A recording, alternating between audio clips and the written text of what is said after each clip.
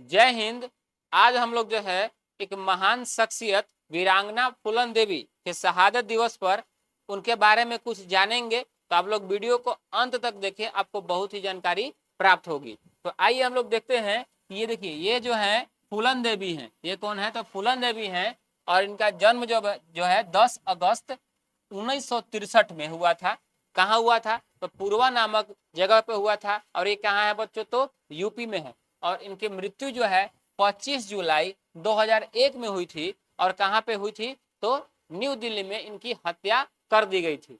आगे हम लोग देखते हैं कि इनका जो है उपनाम, यानी कि जो फेमस नाम है, इनको बैंडेड क्वीन के नाम से जाना जाता था। और इनका पेशा जो था, शुरू में ये डकैत थी और उसके बाद सांसद बनी। राजनीतिक में क्या इन्होंने समाजवादी पार्टी से इनको क्या मिला? टिकट मिला। और लोकसभा सांसद 1996 से 1999 तक ये रही। आगे हम लोग देखते हैं तो आगे में क्या है इनका। देखिए, प्रमुख घटनाएं में क्या है कि इनका जो है विवाह, इनका जो विवाह जो है 11 वर्ष के उम्र में कर दिया गया था। इनका जो विवाह है 11 वर्ष के ही उम्र में कर दिया गया था। और एक अधेड़ उम्र के व्यक्ति, यानी कि इनसे दुगना तीन गुना जो है, इनसे दुगना तिगुना आयु के व्यक्ति से इनका शादी जो है कर दिया गया था। यानी मान लीजिए कि इनका जो है उम्र अगर 11 साल है और इनका तिगुना यानी कि 33 से 35 उम्र के व्यक्ति के साथ इनका शादी कर दिया गया था। जो इनको क्या था कि जिससे इनकी काफी मानसिक और शारीरिक पीड़ा झेलनी पड़ी। यानी कि इनको मारता था, पीटता था। और ये अनसा करके क्या हुआ कि एक दिन घर पे अपने चली गई। और उनको माता जी ने बोला कि तुम आखिर यहाँ क्यों आई हो? तुम आखिर मर ही क्यों नहीं गई? अपना यहाँ, अपना यानी मायके, अपना ससुराल में ही क्यों नहीं हो? ठीक ना। आगे हम लोग देखते हैं कि इन्होंने जो है डकैत जीवन कैसे अपना स्टार्ट किया।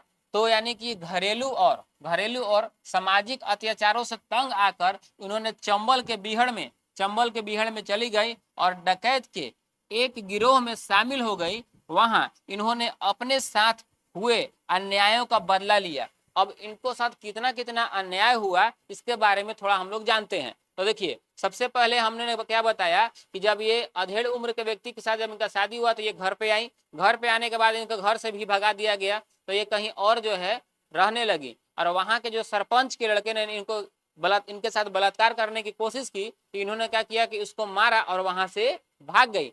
तो जब वहां पे जब पंचायत बैठी तो इनको ही क्या किया गया कि इनको ही दोषी करार करके वहां से बाहर इनको निकाल दिया गया। अब इनके जो है साथ कोई नहीं था, ये बिल्कुल अकेली थी। तो इन्होंने क्या किया, उस समय डाकू का जो गिरोह क्या किया कि ज्वाइन कर लिया। डाकू के गिरोह में ये लोग शामिल हो गई। तो डाकू के जब गिरोह में ये शामिल हुई तो वहां पे डाकू गिरोह में एक जो है ठाकुर जाति के जो थे, वहां पे जो है डाकू के प्रमुख थे। और उनके बाद जो सेकंड जो पोस्ट पे थे, यानी कि सेकंड जो है जगह पे थे, उनका नाम था विक्रम मल्लाह। विक्रम मल्लाह ने क्या किया कि इनके साथ ही ये वो लोग रहने लगे। तो जो वहां डाकू के जो हेड थे, मेन थे, उन्होंने भी इनकी इज्जत पर जो है बार बार प्रताड़ित करने के, बलात्कार करने की कोशिश की। तो जो विक्रम मल्लाह थे उनको क्या किया उन्होंने कि जो अपने सरदार थे उनको विक्रम मल्लाह ने क्या किया, गोली मार दिया। और जब इन्होंने गोली मारा तो वो गिरोह के सरदार विक्रम मल्लाह बन गए। और एक समय बाद इन्होंने क्या किया कि उनसे शादी कर लिया।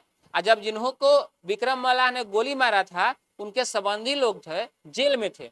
जब जेल से छूटे तो उन्होंने डायरेक्ट आकर के क्या किया कि इनके ही गिरोह के किसी की मदद से उनको सीधे विक्रम मल्लाह को गोली मार दिया। किनके जाति के? जो ठाकुर जाति के लोग थे, जो ठाकुर जाति के लोग थे उनको विक्रम मल्लाह को सीधे गोली मार दिया। और इनको जो है इनको अगवा करके, यानी इनको उठा करके कहीं और ले गए। और उनको 21 दिन यानी कि 3 सप्ताह तक उनको बलात्कार किया। और उसके बाद क्या किया कि एक जगह उन्होंने बोला कि वहां पे लाइट जो है, कमरा में कोई लाइट नहीं था, बिल्कुल अंधेरा था, ठीक ना। उनको वस्त्र भी, कपड़ा भी नहीं दिया गया। तो एक कंबल वो लपेट करके बाहर की ओर बोला गया कि जाओ जाके पानी लेकर के आओ। जैसी वहां जाने गई पानी लाने, तो पानी लाने गई तो क्या किया गया कि वहां के जो लोग थे उनको कंबल को भी खींच लिया गया। अब बहुत लोग उनको गाली, अशब्द, बहुत सारे चीज बोलने लगे, ठीक ना। तो जब वहां पे ऐसा हुआ तो फिर उनको रूम में फिर बंद कर दिया गया।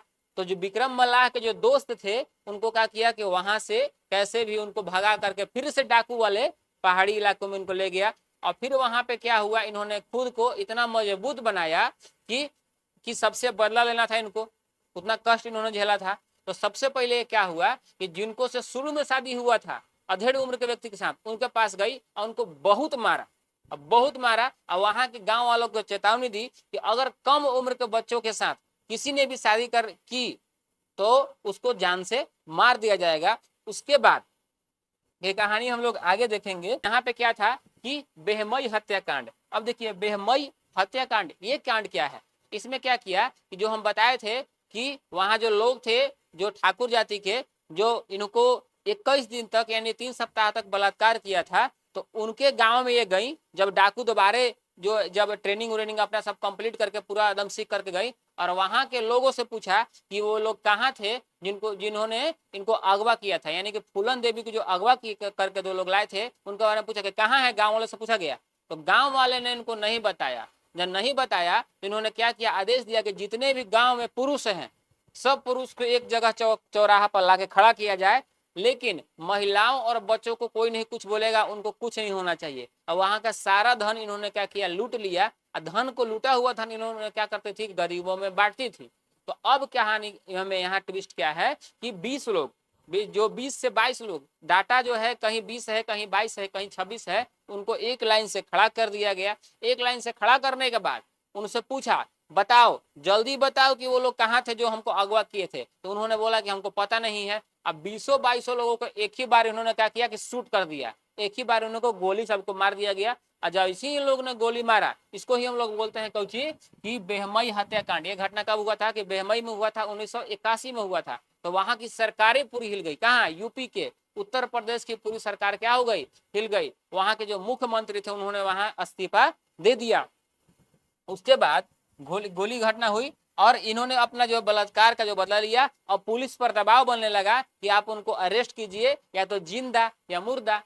तो यहाँ यूपी और मध्य प्रदेश के बीच में जंगल था, वहां पे छिप के रहती थी, ठीक ना। तो दोनों जो स्टेट की, दोनों राज्य की पुलिस यानी कि कहाँ, यूपी की और मध्य प्रदेश की, इनको खोजने में लग गई। तो ये जो मध्य प्रदेश में फिर भाग गई और वहां के जो मुख्यमंत्री थे, जो मध्य प्रदेश के मुख्यमंत्री थे, वहां के अपने एक अधिकारी से बोला कि आप किसी भी माध्यम से फूलन देवी को क्या करवाइए, सरेंडर करवाइए। तो वहां के अधिकारी उनके जो है खबरी के माध्यम से उनके पास गए। तो जैसे ही उनके पास गए तो फूलन देवी ने उनको चरण पर, उनके पैर पर जो है 501 रुपया रखा और उनको प्रणाम किया, उनके सम्मान किया। आप बोले कि हाँ बोलिए कि क्या है। तो जैसे ही उन्होंने बोला कि आत्मसमर्पण कीजिए, उन्होंने पूरा गुस्से से ये क्या हो गई कि पूरे बौखला गई। अब बोली कि अभी आपको चाहे तो अभी भी आपको हम जान से तुरंत अभी मार सकते हैं, ठीक ना। तो वहां पे जो है वहां के लोग जो है वहां समझाए कि नहीं, तो कैसे कैसे भी करके इन्होंने क्या किया कि मान गई क्या करने के लिए, तो आत्मसमर्पण करने के लिए मान गई। इसके बीच क्या हुआ कि उत्तर प्रदेश यानी यूपी और मध्य प्रदेश के पुलिस के बीच हो गया कि नहीं ऐसे होना है, ऐसे होना है। तो फिर जो मुद्दा फिर गर्मा गया। तो फिर जो अधिकारी थे जो सिलेंडर करवाने के लिए गए थे, वो फिर अपने बीवी और बच्चा के साथ गए और बच्चा को उनको गोदी में दे दिया कि अगर विश्वास नहीं है आपको कि सरेंडर करने के बाद आपको गोली मार दिया जाएगा, तो हमारे बच्चा को आप रख लीजिए, अपने आदमी के पास रख दीजिए और इसको भी गोली मार दीजिएगा। तो इन्होंने क्या किया कि इन्होंने से भीड़ भावुक हो गई और फिर इन्होंने क्या किया कि आत्मसमर्पण करने के लिए क्या किया कि फैसला किया। अब देखिए यहाँ पे तो इन्होंने कुछ शर्त रखा। इन्होंने क्या शर्त रखा कि जो है आत्मसमर्पण कहाँ करेंगी, तो मध्य प्रदेश में करेंगी। जो भी इनकी संपत्ति उत्तर प्रदेश में है, गाय थी बकरी थी जो भी था, इनको सब मध्य प्रदेश में लाया जाए। और इन्होंने बोला कि हमको मध्य प्रदेश के बढ़िया जेल में रखा जाए और मेरी हत्या नहीं होनी चाहिए, मेरी हत्या नहीं होनी चाहिए, मेरा कारावास कर दीजिए, जेल कर दीजिए, लेकिन हमको हत्या नहीं कीजिएगा, इनकाउंटर नहीं कीजिएगा। देखिए यहाँ पे उन्होंने 1983 में मध्य प्रदेश के सरकार के सामने आत्मसमर्पण कर दिया और शर्त रखी कि उन्हें मौत की सजा न दी जाए और उन्हें महिला जेल में रखा जाए। आप यहाँ देख पा रहे होंगे कि ये जो है मध्य प्रदेश के मुख्यमंत्री हैं और ये जो है फूलन देवी हैं, इनके साथ इन्होंने क्या किया कि आत्मसमर्पण यहाँ पे कर दिया।